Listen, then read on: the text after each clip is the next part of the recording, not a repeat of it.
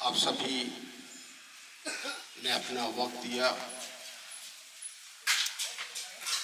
आप सभी का मैं शुक्रगुजार हूँ।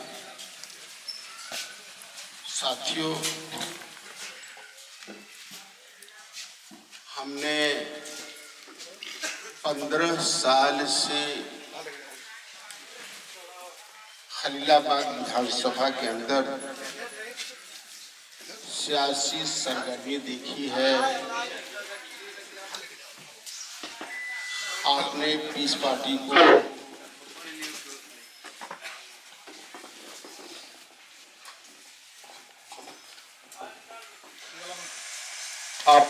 पार्टी को जीतते भी देखा है और 2017 और 2022 में हारते हुए भी देखा है।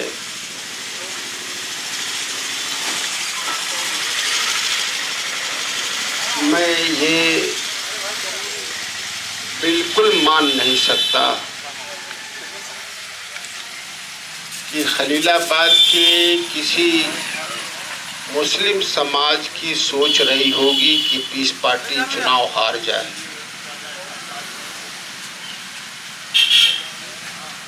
पर फिर भी हम 2017 और 2022 में चुनाव हार गए।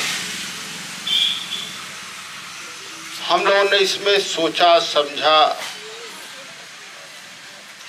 फर्क इतना ही है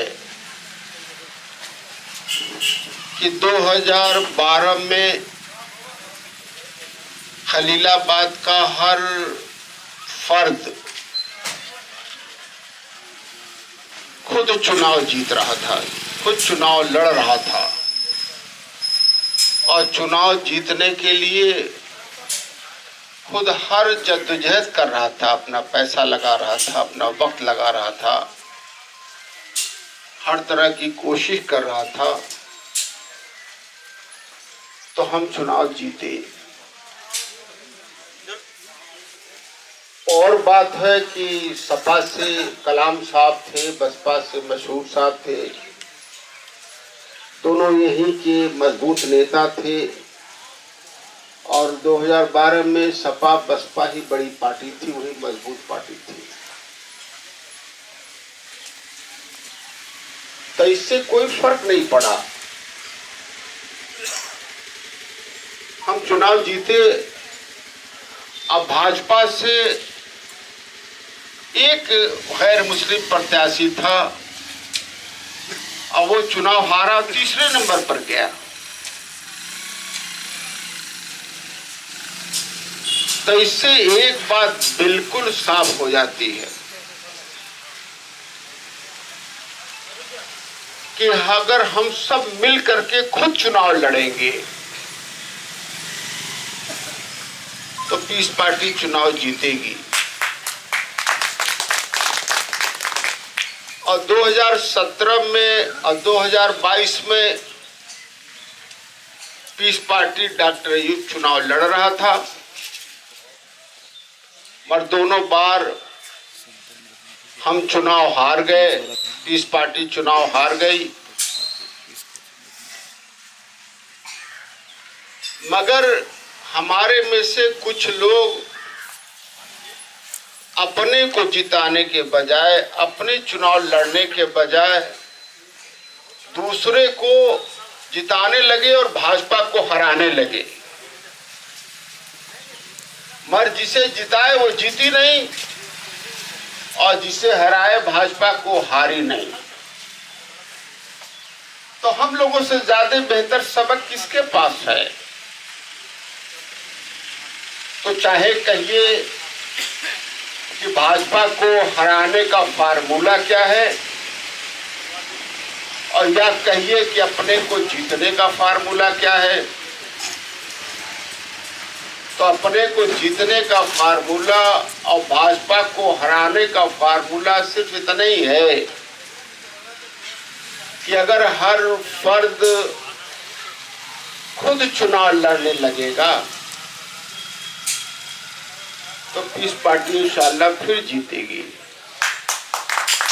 और जब हम हराने लगेंगे किसी को, जिताने लगेंगे किसी को, तो हम भी हार जाएंगे और पीस पार्टी भी हार जाएगी। तो ये तो हम लोगों ने देख लिया है ये। तो इसलिए हमारी गुजारिश है कि अगर हम चाहते हैं कि हमारी क़यादत जिंदा रहे और हमारी सियासी वजूद बाकी रहे,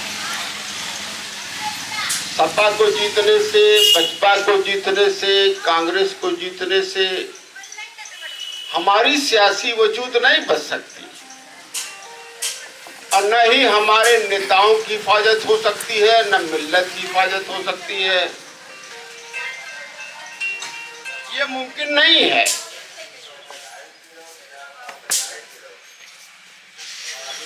मुमकिन इससे है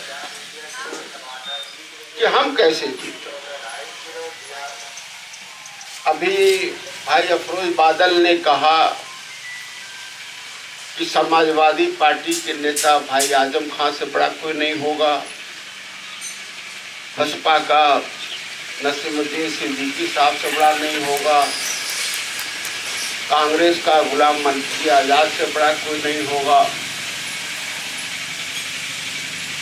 तो दूसरे की क़यादत को वोट देने, दिलाने, विधायक बनने, मंत्री बनने से जब उनकी खुद की हिफाजत नहीं हो सकती तो उनकी कौम की हिफाजत कैसे हो सकती है? वो कैसे मुमकिन है?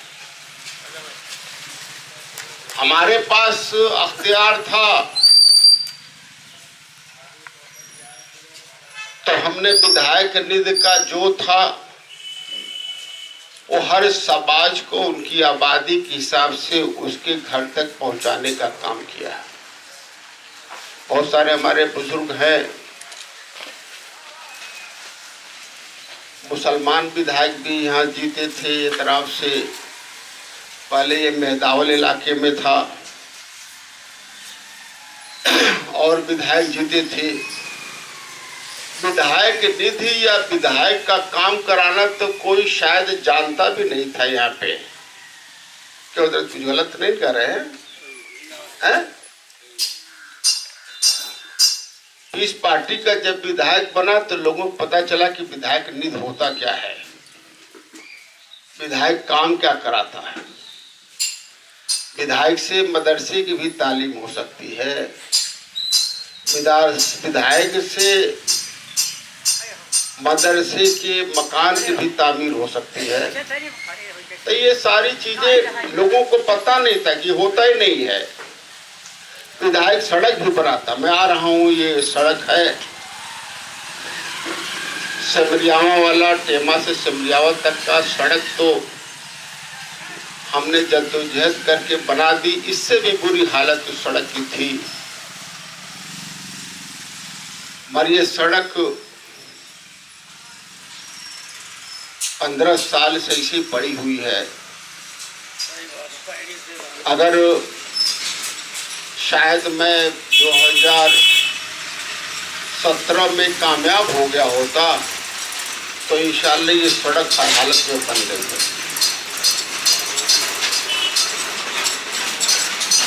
इसी तरीके से जो मुस्लिम समाज की जो समस्या है आज, वो हल किसी को हारने जीतने से नहीं हो सकता। वो तो अपनी क़यादत की कामयाबी से ही सिर्फ हो सकता और कोई तरीका नहीं है। और तरीका तो हम सभी ने इस्तेमाल करके देख लिया है। इसलिए हमारी दरख्वास्त है कि 2027 में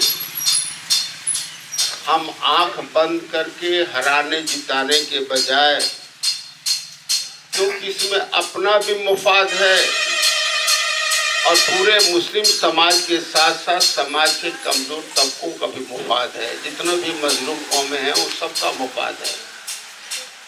अभी भाई अरविंद निषाद जी ने कहा कि निषाद समाज भी यही कहता है उनके एमपी जीते निषाद समाज के, यहाँ पर एमपी रहे, सांसद रहे निषाद समाज के, मगर उन्होंने अपने समाज को वो फायदा नहीं पहुंचाया, वो सहूलत नहीं दी जो पीस पार्टी ने पहुंचाया था।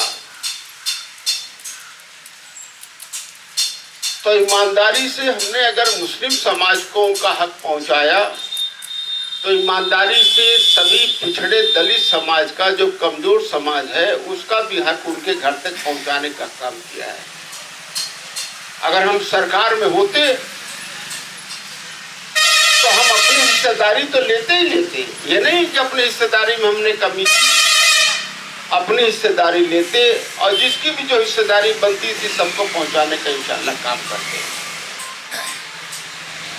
तो अगर हम सभी चाहते हैं